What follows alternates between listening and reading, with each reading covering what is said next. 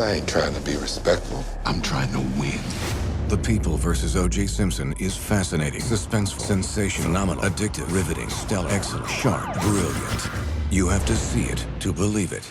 The People vs. O.J. Simpson. See it from the beginning on FX now and catch a new episode Tuesday at 10, only on FX. So, I have to start this by saying that normally we try to have a semblance of professionalism here, you know, and approach every actor as a professional. However, I am so obsessed with this show and his performance in particular that I think is geeking out an understatement when I met you. It's all good. It's all good. You've been pretty cool, though. You've been hiding it. And I love what they were saying on Twitter yesterday. The 4th episode aired yesterday.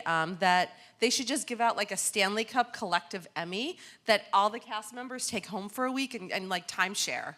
I would use it. I would use it and hold on to it and shine it, and then I'd pass it along. I wouldn't be upset. You play I think the most complex character on the show because he's someone who was, he came on board late. And why don't you talk about how you approached playing Darden, he's so opaque. Yeah, it was it was fascinating because first you read Jeffrey Toobin's book, The People vs. O.J. Simpson, The Run of His Life, and then I read Darden's book, In Contempt. And it's always very interesting to hear what other people say about you and then to hear what you actually think about yourself going through the same set of circumstances. And he expressed how his family had warned him that getting involved in this case might be complicated and may be something that he wanted to stay away from. But it was his belief that he could present to the people, as it was presented to him, the evidence. And if you were clear thinking and non-emotional about it, you would reach the same conclusion that he had reached, which was that O.J. Simpson was guilty of a double homicide. I think he underestimated the emotional component of how folks reacted to it, specifically the African-American community. And it blew up in his face in a way that he couldn't anticipate. Like in episodes that come up next, you see how he's called an Uncle Tom and a race traitor and a sellout, and how deeply wounded he was by those kinds of statements because he loved his community so much. He was a proud member of the first black fraternity in the United States. He worked in the Special Investigations Division of the prosecutor's office specifically so he could prosecute corrupt cops. So all of the indictments that have been trying to go down in Ferguson and Staten Island, North Charleston, Cleveland, et cetera, he would have been that individual trying to prosecute. So the idea that he could be seen from his own community as somebody who was a sellout, was an Uncle Tom, breaks his heart. I think still breaks his heart to this day. You didn't meet him, did you? No. I reached out to him on a couple of different occasions. First, I tried to Facebook friend him, and he just didn't respond to that. So then, reading his book, I found out that he was a law professor at Southwestern University in Los Angeles. So I was seeing if he was still practicing law, but he wasn't.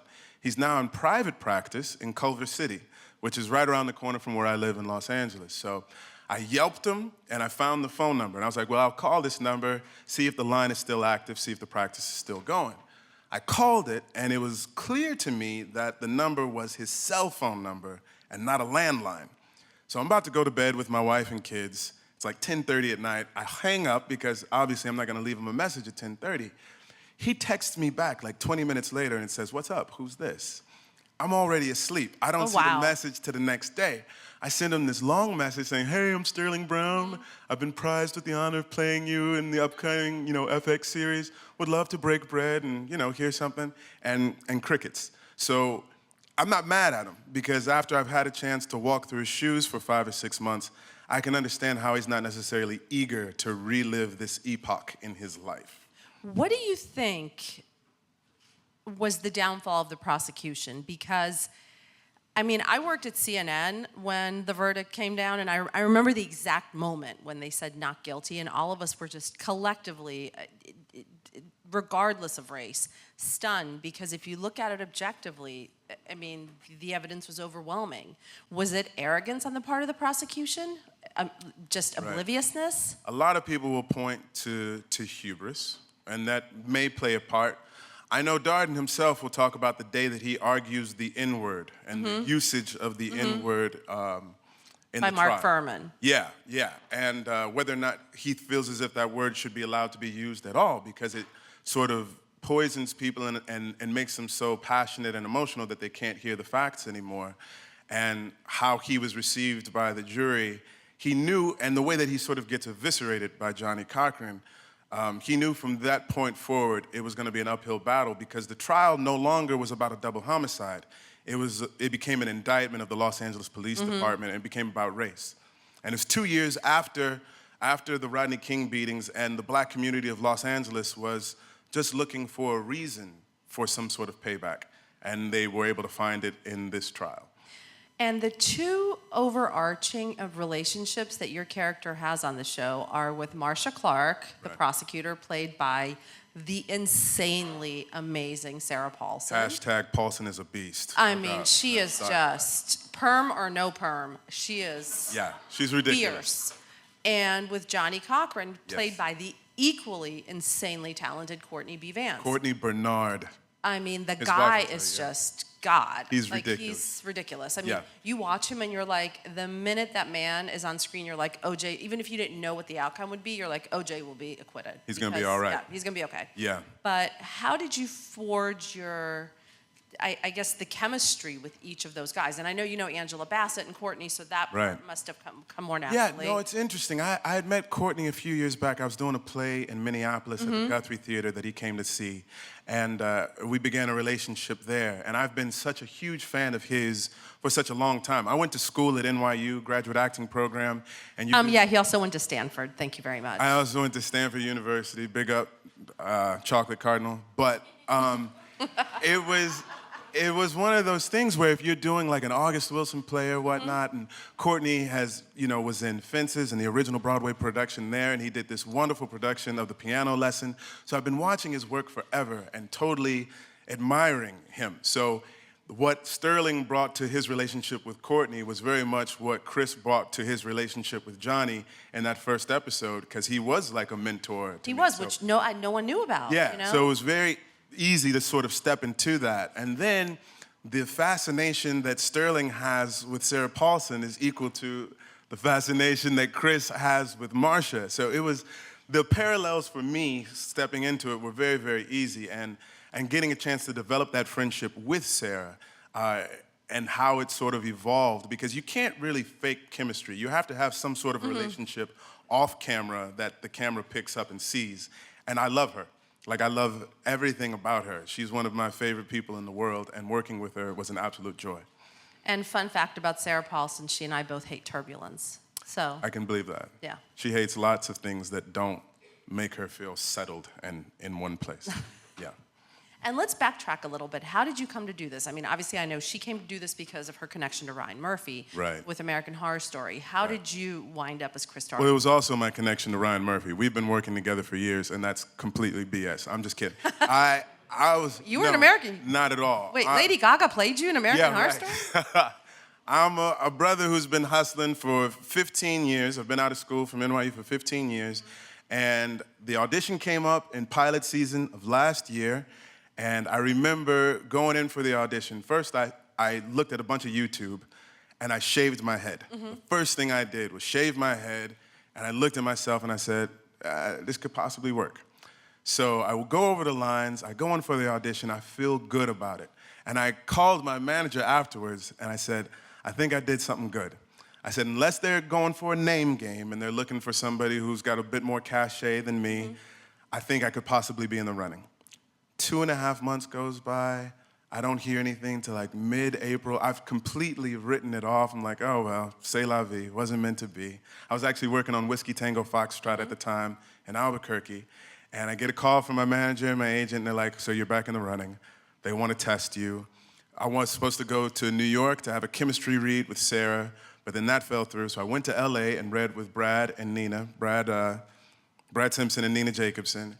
And I'm looking around. The producers. The producers. I'm looking around in the Fox building. I'm seeing what other brothers are auditioning for this joint. And anytime a black guy walks by, I'm like, oh, you know, that's not really what I would go with, but, you know, okay, I see you could possibly do that. And so then I found out You're like, Idris Elba walks by. You're yeah, like, right. What? I'd be like, if Idris walked by, I'd just be like, But no, I was the only person that they had brought in to test for the role, which was interesting because it was my second time working at FX, and each time I'd been the only actor that they brought in to test for the role. So I go in, I do my thing, I felt good about it. A couple hours later, my manager and my agent called me, you booked the job, and then I got to exhale, so that was cool. They just told you booked the job. Like, that's so like, oh, you booked the job. Yeah, no, they were excited about it. I tend to downplay things a little bit, so they were like, so, hello, Christopher Darden. And I'm like, really? And they're like, yeah. And I'm like, oh, I think I cried. I was sitting at my son's basketball practice, and he's on the court doing his thing, and I'm sitting off in the bleachers, and I'm like, little tears are shedding down. Aww. I was like, I can pay for basketball practice. So it was good. It was good. And then how do you approach playing someone so, I guess my memory of watching the trial, and Sarah captures it so perfectly, is that Marcia she just was a charger, man. Like, she just was out there, and Darden was so much more insular, and you could never really tell what he was thinking. Yeah. How did you, aside from watching YouTube videos, that's the easy answer, but right. You go way beyond that, your performance. So thank you. What did you, I guess, how did you turn yourself into him? Right. Reading his book was very helpful, and hearing a little bit about his backstory and how he came to be a prosecutor in the first place. He talks a lot about, random things that I can remember. He talks about why he doesn't smile so much, because he had this childhood incident where all of his teeth rotted. Oh, my God. So he had to get implants for all of his teeth. So that's the reason why he doesn't smile a whole lot in pictures. And usually the only time that I smile is when I'm in the presence of Marcia, because Marcia's that one person who kind of allows him to feel comfortable with who he is as a person. And you guys have a little kind of flirty thing going on. We have a little kind of flirty thing going on as well. It was also, my personal experiences with just being black, being sort of a raisin in the sun, and a lot of different circumstances, mirroring Chris being a prosecutor, being like the only black prosecutor on this team. I think that sort of serviced the role as well. And then just sort of the immersion into the given circumstances of the trial. You see the evidence is overwhelming.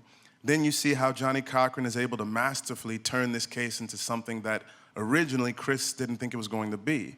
I think the idea that Chris and Marcia were completely unaware of how the court of public opinion would play into this whole thing, and that it was much bigger than the four walls of the courtroom, that this was something that the cameras were going to be catching everything. They didn't know that. Miss Perm didn't know that. This brother over here who didn't smile didn't know that the way that you looked is going to play a part in how it's received, and that jury is going to hear something from somebody, even though they're sequestered. All that information is coming back to them in some sort of circumnavigated way, in one way or another. Just a combination of all those things, man, and playing with Sarah, playing with Courtney. If I listen, if I stay present to the moment, the work kind of takes care of itself. And then, like you said with the trial, who knew that Lance Ito was going to be this puppet? I don't know. What are the people? Circus master, ringmaster. Darden talks about in his book, and in an interview he did with Charlie Rose, he says, I think Ito's still trying to get control of this case. He is so frustrated with what he thought the criminal justice system was supposed to work, and how it became a circus, how it became a show, and how, in his opinion, how Johnny Cochran was allowed to really dictate the terms of how this case was going to be tried. It's very frustrating. And I could literally talk about this until tomorrow, but I do want to touch on a few other things that Sure. you have going on. All we can say is that he is in the new M. Night Shyamalan movie. I am. Which is shooting in Philly. Shooting in Philly. Are you going to reveal the twist ending? Is there a twist ending? Yeah. So what is it?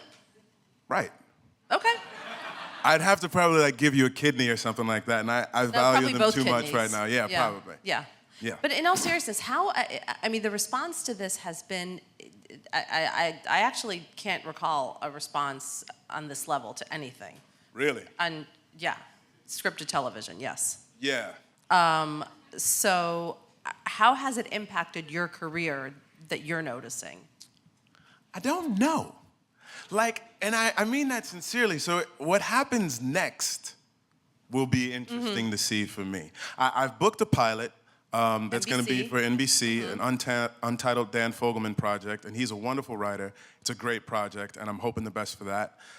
Ryan did talk to me about being involved in season 2 of American Crime Stories, so don't forget that, Ryan Murphy. And that one's about Katrina. And that's about Hurricane Katrina. Which would be amazing. Which would be absolutely incredible. But I'm still waiting to see what's next. You know, I have no idea, Donna. Like, I'm excited. You know, I know it's been a long time of throwing jabs, and I feel like I finally caught somebody with a left hook and a straight right hand, and I'm looking to see if I can put somebody down.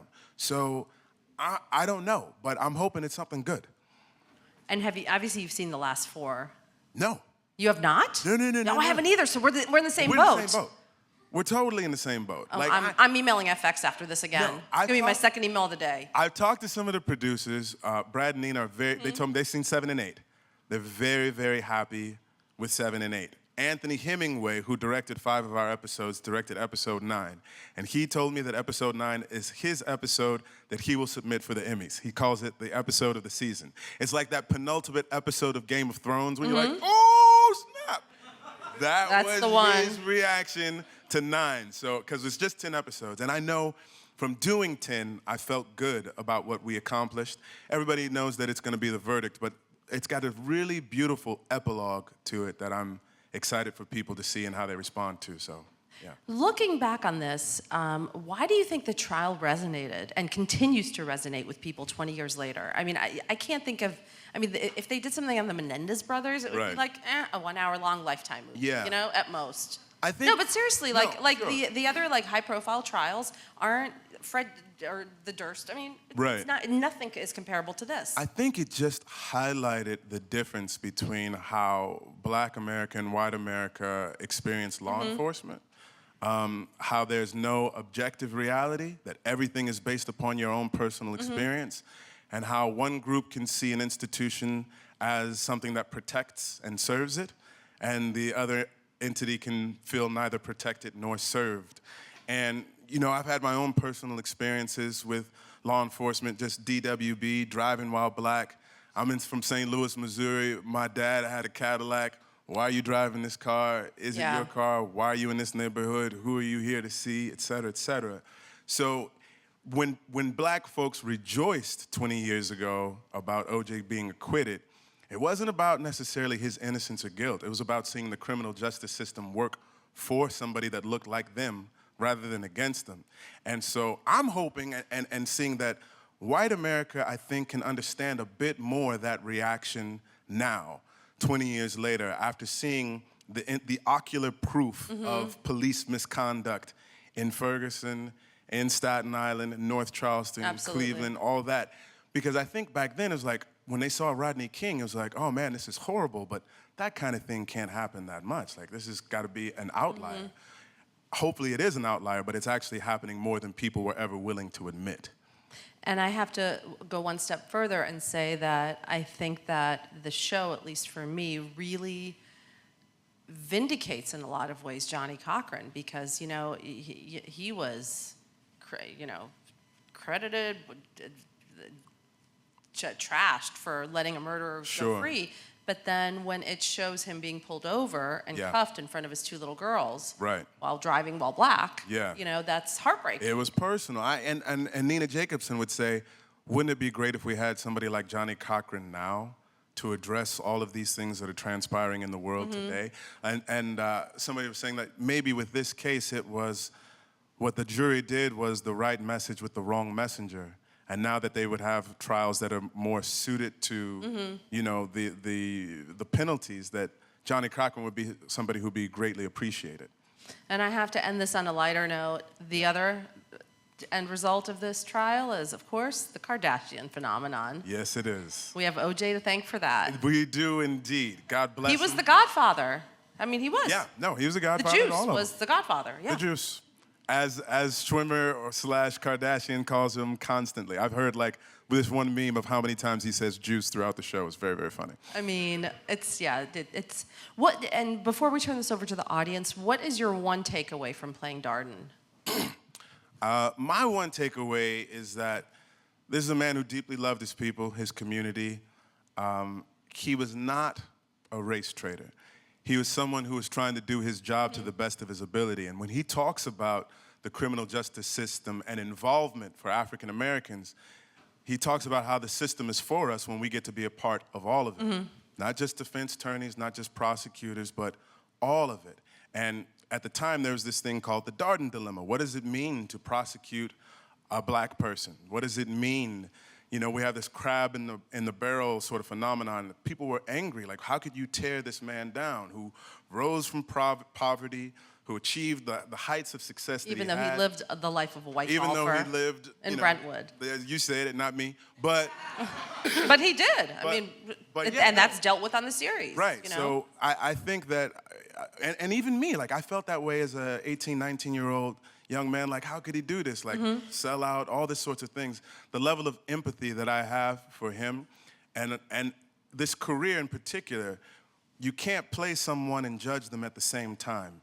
And so I'm able to release my own personal judgment that I had from 20 years ago and hopefully show him for the fully realized individual that he is who loves black people. And of course, when you see, and another thing I'd like to add is that the series really respectfully handles the fact that the two people died in all this. Yeah. And when you see Marsha and Chris, I love that I'm a first name basis with them now. Hakuna Matata, yeah. Looking at the crime scene photos and how gruesome and horrific they are, I mean, you really realize why they went the distance. Somebody had to speak up for the victims. Yeah. And here we have our first question from the audience. Hey man, thanks for being here. It's been a pleasure watching this interview. So I'd like to revisit two of those things, two of the things that you talked about. One of them being, you talked about the popularity of revisiting this particular case. I was wondering if you could talk about maybe the appeal of the genre in general. You know, we've had True Detective and then Making a Murderer and American Crime, even going back to like, exactly, and even going back to Law and Order for 20 years. Sure. And then the other thing, you talked about appearance playing a role in this decision, possibly. So where do you fall, if anywhere, after playing this character on the cameras in the courtroom debate, if you have any?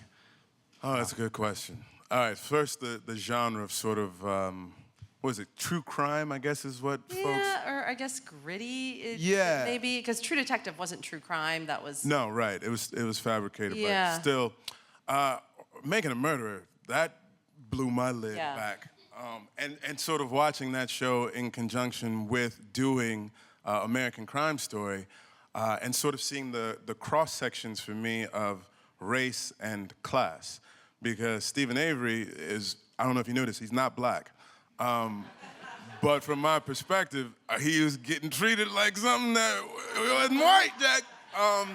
So it was sort of interesting to see that it's, in many cases, I mean, race and racism is something that continues to plague the country and something that we have to continue to be in a conversation with, but class is also a very big one. I think there's an inherent amount of drama in death, obviously. I mean, it's about the most high stakes thing you can that you can have, and so when you're trying to find something that is dramatic in nature, it's a perfect format for it. And then in terms of, say the second part again. Cameras in the courtroom. Man. I know, right? Man, like, I mean, Chris will say firsthand, like as soon as the cameras came in, it became about something completely different. And that dream team had experience with maybe not cameras in the courtroom per se, but with dealing with the media. And this was something that Chris and Marsha had no experience with at all. I think anytime you put a camera on anybody, like even now, you have to question the authenticity of everything that you see, right? As an actor, you work very hard to be private in public, but that's kind of like my job. For other people, it's not easy. As soon as you turn a camera on, something changes. Something changes in the way that interaction transpires. And only if you're like happen to be a camera that's like a fly on the wall and that nobody is aware of, then you get a chance to see something behind closed doors. But that's not it. Like everybody knew that the camera was on them. And so everybody had to perform to a certain extent. And some people were better at it than others. I think it's hard to get something that is truly authentic in a court of law when the camera is there. And especially when the series deals with the whole issue of visuals, Yeah. which is code speak for, having an African American represented on the Sure. prosecution side. Sure. And that I think really drives, and The the other, optics, the optics, you would- that's right, the optics, Yeah. sorry. And the part, where, have you guys been watching the series?